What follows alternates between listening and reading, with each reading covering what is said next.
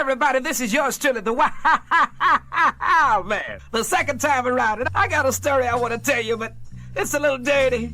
It's a little raw. And you know, I don't want to hurt my image.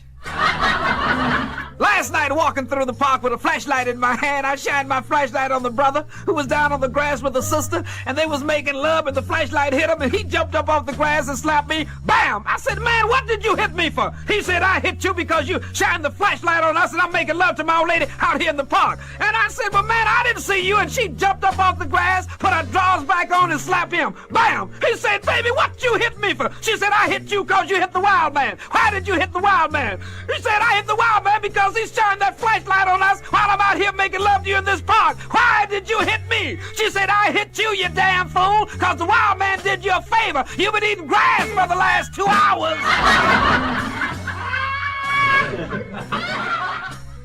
Next door neighbor kid to me, always bugging me.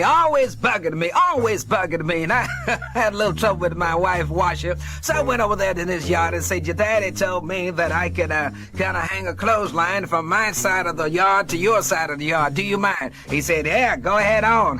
That had been my daddy, wouldn't be hanging no clothesline. I said, why? Because my daddy got 2 washers for my mother. I said, very good. So I guess my ladder, get up on top of the ladder and get ready to nail in, and all of a sudden I dropped the hammer. I come down off the ladder, reach for my hammer. Little boy looked at me and said, ha, ha, ha, ha, ha.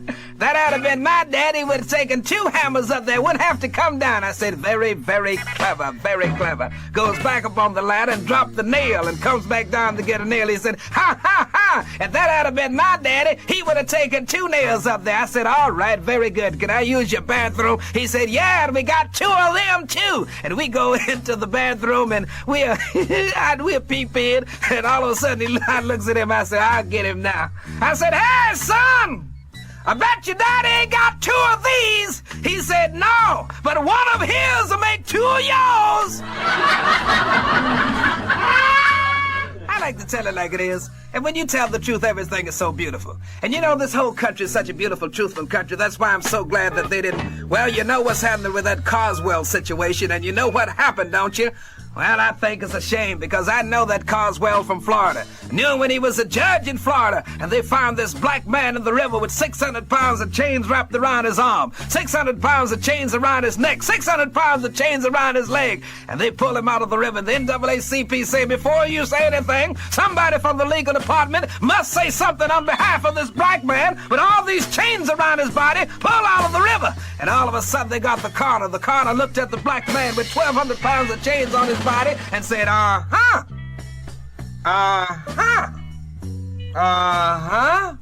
he's dead, all right. Then NAACP said, we're not going for that. Here's a man that was pulled out of the river with 1,200 pounds of chains around his body. Get somebody else. And they got Judge Carswell.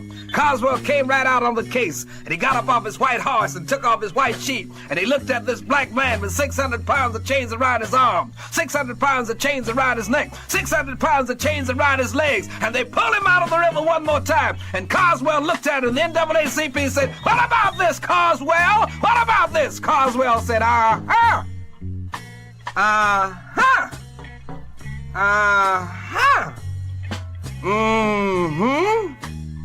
just like a nigger stole more chains than he could carry. So many people say, wow, man, I noticed one thing about Carswell, he don't smoke. Well, you wouldn't smoke either if somebody put on your cigarette package, smoking will make you healthy, but it will turn you black. Right on, ladies and gentlemen. I don't just give advice to black folks. I give advice to white folks, too. I give advice to anybody that I can help. I believe in helping my fellow man. Even gave some good advice to Governor Wallace. He was suffering with dandruff. Every 2 seconds, dandruff was falling off his hair right onto his shoulder, and he was brushing the dandruff off. And I walked over to him. I said, Governor Wallace, would you like to get rid of that dandruff? He said, well, oh, man, I sure would. I said, have you tried anything? He said, I've tried everything. I said, well, I'm going to show you how to get rid of that dandruff. What are you doing for it now? He said, well, every time one of them little white flakes fall off my hair onto my shoulder, I brush it away. I said, well, Governor Wallace, don't do that. Listen to the man. The next time one of them little white flakes fall off your head, onto your shoulder. Don't you dare brush it off. Just grab one of them white flakes by your fingertips, and then you paint it black. Put it back in your hair, and the rest of them will move out. When you mention the fact move out, we have trouble even moving in. No joke. I moved into one of them exclusive apartments. You know, Joel, I call up for it, and the man said, yes, we have some apartment, Mr. Wildman. You know, that sounds Jewish when you're talking on the telephone. And I walked over there, and he saw me in person. He said, I don't know how to tell you this, Mr. Wildman, but we just rented all 99 apartments. I said, man, how you gonna rent 99 apartments in 5 minutes? I just call you. Don't get excited, Wildman. Don't think it's a racial thing. Some of my best friends are colored. I said, man, I don't want to know nothing about your damn best friend. Do you or don't you have a place for me to stay? He said, we don't have anything right now, but sit down, don't get excited. Sit right down there and have a piece of watermelon. I said, man, I didn't come over here eating no goddamn watermelon. I came over here looking for a place to stay. He said, well, Mr. Wildman, here's what we'll do. We'll put your name on the waiting list, and as soon as something becomes available, about 99 years from now, we'll call you. I said, well, if that's your policy, okay with me. Long as you're treating me like you're treating everybody else. You put my name on the waiting list. He said, we sure will. Just give us your name and your telephone number, and as soon as we get something, we'll call you. So I gave my telephone number, got ready to walk out the door, reached in my coat pocket, took out a $1,000 bill and threw it in the trash can. I said, real estate man, when you get something, call me. Partner, I wasn't home 10 minutes before the phone rang.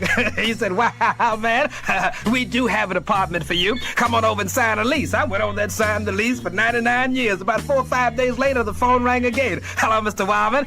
This is your friendly real estate man. I said, well, what do you want now? He said, I don't know how to tell you this, but you know that $1,000 bill that you threw in the trash can? I said, yeah, what about it? He said, that money was no good. That money was counterfeit. I said, I know it. That's why I threw it in the trash can.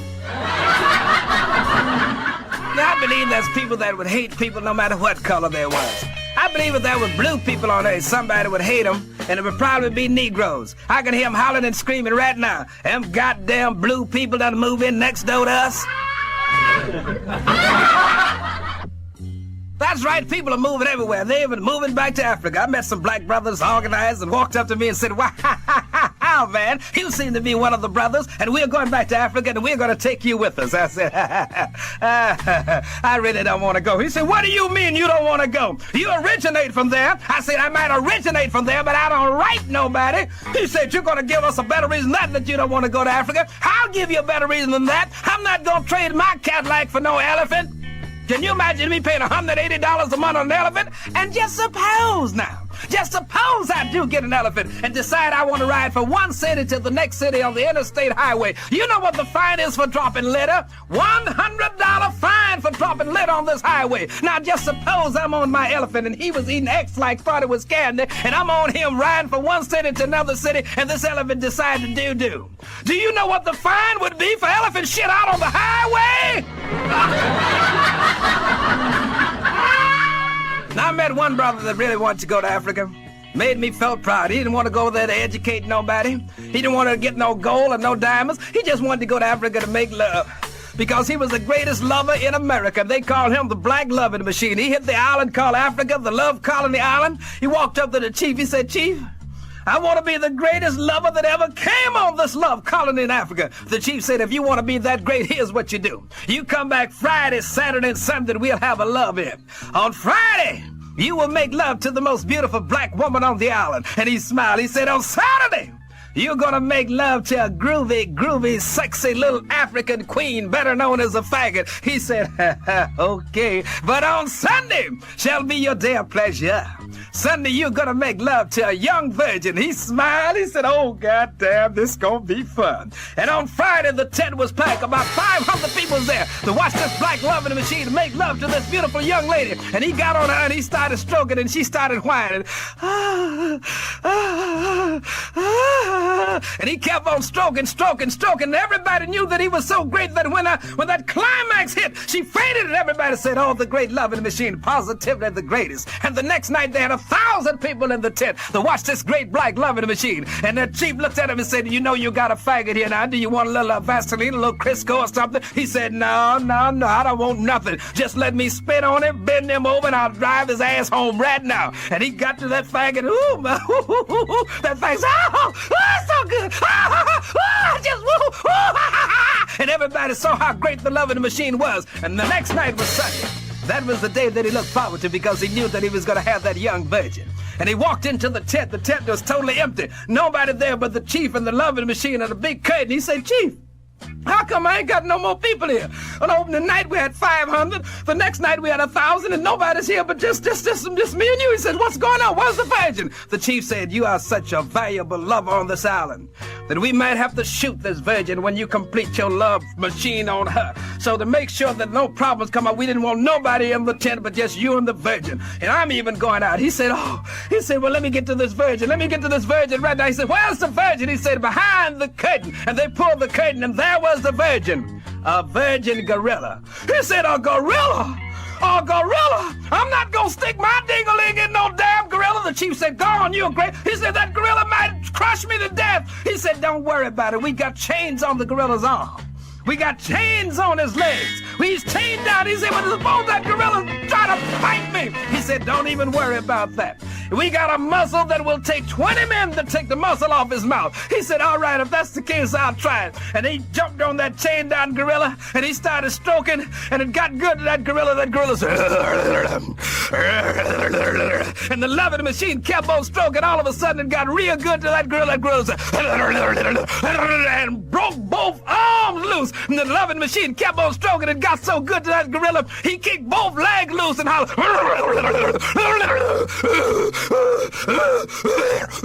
It got so good to him, and the loving machine looked down, saw the gorilla's arms and legs were loose, and the gorilla wrapped his arms and legs around the loving machine, and the loving machine hollered, help!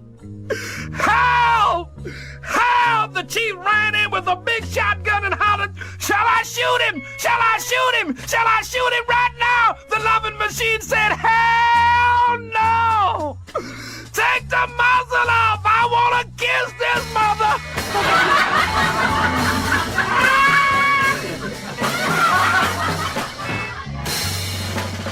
So many people ask me, Steve, Wildman, what do you think of Tom Jones? And I always tell them, if he's not a Negro, he's proving one thing, them white boys sure got rhythm. And let me tell you a little bit about the Englishman and the soul brother. You know, the Englishman's got a beautiful gentleman approach when he's trying to make love to a young lady. Here's a typical example. The Englishman hits on a young lady. I say, will you join me to spot of tea? And the young lady says, I don't mind if we do. Soul brother, hey honey, let's go by that Burger King, get some burgers and some RC, and oh, happy day. The Englishman, I say, shall we get a sparkling bottle of champagne, a burgundy bottle for two? And the young lady says, I don't mind if we do. So, brother, let's light up one of these out of this bag, honey, and get some cold duck and ooh, let it roll. And then the Englishman hits him with that question. I say, shall we retire to my boudoir? And the young lady says, I don't mind if we do. So, brother, hey, honey, let's go by that tourist house. I know a place we can get a place for $1.50 an hour. We take out about 2.5 hours. And the Englishman hits him with that question. I say, shall we disrobe? And she says, I don't mind if we do. So, brother, what you mean you ain't gonna take your drawers off? Now, come on, baby, I gave you $2.80 and you got all your clothes out the cleaners at my expense, and now you sitting up here and don't want to take your drawers off. What is wrong with you, foolish woman? And the Englishman says with that beautiful romantic sound, I say, shall we have a go at it? And she says, I don't mind if we do. And the Englishman is stroking soul fashion, and the soul brother, he hits him with that question. What you mean you ain't gonna give me none tonight? I done spent all my damn money on you and got your clothes out the cleaners. last week you did the same thing. I came by your house talking about I can't give you nothing tonight because I just put some grease on my face. The next night I came by there talking about I can't give you nothing tonight because I just put some mud on my face. Talking about a mud pack. Then they're talking about you took some castor oil and your bowels was moving. And then when you finally thought I thought everything was all right, talking about your period is coming on. Now look, I went through all that grease stuff on your face, that mud stuff on your face, talking about your bowel movement and your period. But let me tell you something right now, mama. Let me tell you something, baby. Grease or mud, shit or blood, I'm gonna ride your ass tonight. And he's stroking. The Englishman is stroking English fashion with short strokes. Some of you might say, why short strokes? If you ain't got nothing long, you better not take nothing but short strokes, else it might fall out on you. But all of a sudden it gets good to the Englishman, and he says,